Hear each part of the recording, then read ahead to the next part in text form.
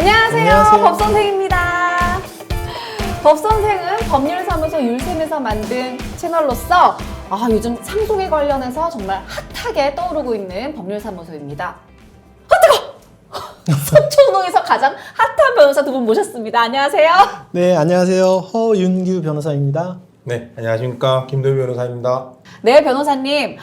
저희가 요새 이 상속에 관련해서 다루고 있잖아요. 제가 궁금한 점이 하나 생겼습니다. 얼마 전에 인터넷에서 봤는데 신혼여행 중에 남편이 사망을 했는데 아내가 보험금을 한 푼도 못 받았대요. 왜 그런 거죠? 네, 아주 적극적인 모습 참 보기 좋은데요. 또 이런 게 보이더라고요. 네. 구체적으로 어떤 기사를 읽으신 거예요? 기사를 읽어드릴게요. 네. 남편과 아내는 신혼여행 중에 불의의 사고로 남편이 사망을 했습니다. 남편과 아내는 결혼식을 했지만 혼인신고는 아직 하지 않은 상태였습니다. 남편은 생전에 수익자를 법정 상속인으로 한 생명보험을 들었고 이에 아내가 보험사에 생명보험금을 신청했는데 보험사에서는 이를 지급할 수 없다라고 했습니다. 이런 내용이네요. 네, 말씀해주신 기사에 따르면 상속과 관련해서 두 가지 쟁점을 볼 수 있는데요. 첫 번째는 결혼식은 했으나 혼인신고를 하지 않은 상태에서 신혼여행 중에 사망했다. 이 경우에는 상속인의 문제가 발생하고요. 두 번째로 남편의 보험금을 받지 못했다. 이거는 상속 재산과 관련된 쟁점이 있습니다. 그 말씀하신 첫 번째 쟁점인 남편과 아내가 결혼식은 했지만 혼인신고는 하지 않은 상태다. 그게 상속과 무슨 연관이 있는 거예요? 네, 그 부분은 상속인과 관련이 되는데요. 쉽게 생각하시면 됩니다. 상속은 핏줄을 따라서 이루어집니다. 보통 부모와 자녀 관계 또는 할아버지와 손자의 관계 이렇게 이루어지는데요. 여기서 핏줄이 아닌데도 상속을 받게 되는 사람이 있습니다. 그게 배우자고요. 다만 우리 민법에서는 배우자는 법률상 배우자, 즉 혼인신고를 한 배우자만 상속인이 될 수가 있고요. 지금 사례와 같은 혼인신고를 하지 않은 사실혼 같은 경우에는 상속을 받지 못하는 쟁점입니다. 동거를 같이 하는데 결혼식은 안 올린 이런 상태도 사실혼이라고 저는 알고 있는데 그러면 혼인신고를 해야지만 상속을 받을 수 있는 그런 건가요? 네, 말씀하신 대로 사실혼이란 혼인의 실체는 있고 실제로 혼인의 의사를 가지고 있었지만 사례와 같이 사정에 의해서 혼인신고를 하지 않았다. 그 상태를 말하는 건데요. 안타깝게도 이러한 사실혼 관계에서는 상속이 이루어지지 않습니다. 네, 좀 전에 사실혼이라고 말씀하셨는데요. 보통 일반 분들은 사귀면서 동거를 하고 있다라고 하면은 대부분 사실혼 아니냐 이렇게 생각하고 계실 거예요. 물론 동거를 한다는 것 자체가 사실혼의 어떤 중요한 요건이긴 하지만 더 중요한 거는 혼인 의사가 있느냐, 그 다음에 혼인의 실체가 있느냐.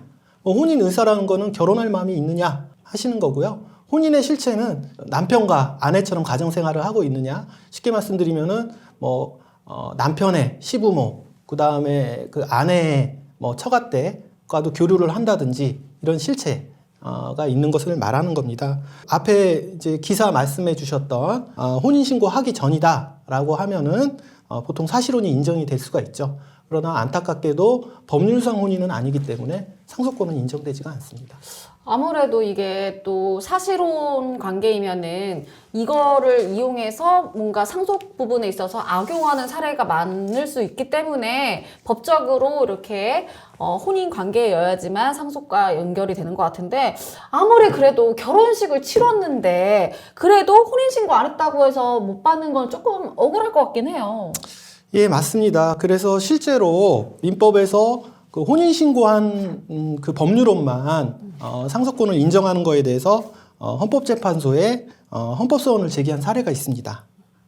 그런데 헌법재판소는 이러한 법률혼에 대해서만 상속권을 인정하는 그 규정에 대해서 그 상속인에 해당하는지 여부를 가지고 어떤 객관적인 기준에 의해서 파악할 수 있도록 함으로써 그 상속과 관련된 분쟁을 방지한다는 유의미한 기능이 있고요. 그 다음에 그 상속으로 인한 그 법률 관계를 조속히 확정시킬 수 있고, 그 다음에 거래 안전을 보호할 수 있다는 정당한 목적이 있다고 보고 있습니다. 그리고 사실혼 배우자 같은 경우에는 혼인신고함으로써 상속권 가질 수 있고요.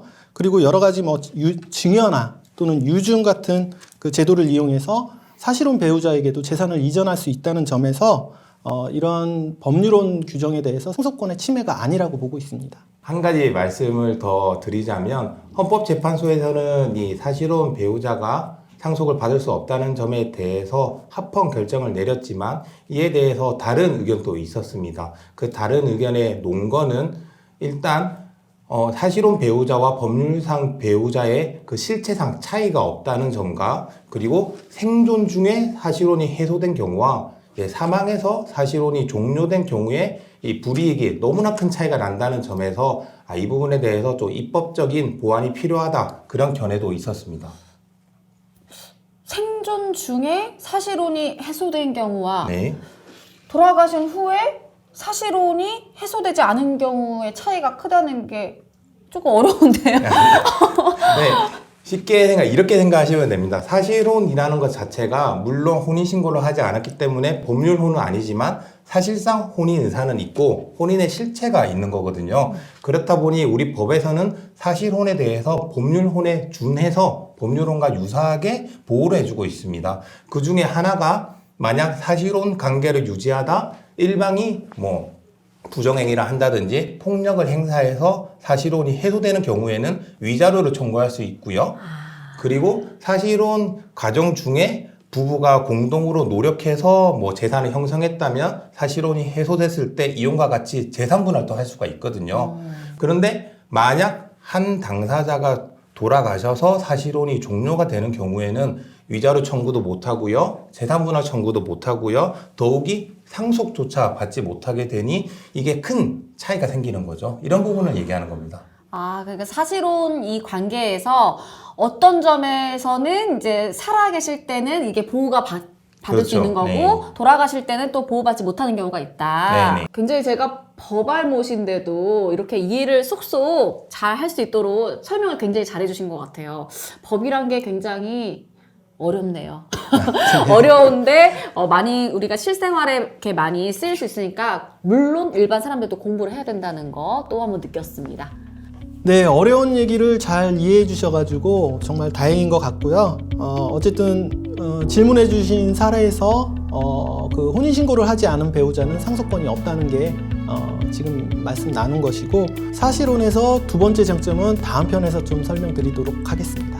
네, 좋습니다. 저희가 우선 상속 관련해서 주제에 대해서 다루고 있는데요. 여러분 법률에 대해서 궁금한 점 있으시면 찾아주세요. 법선생 다음에 만나요.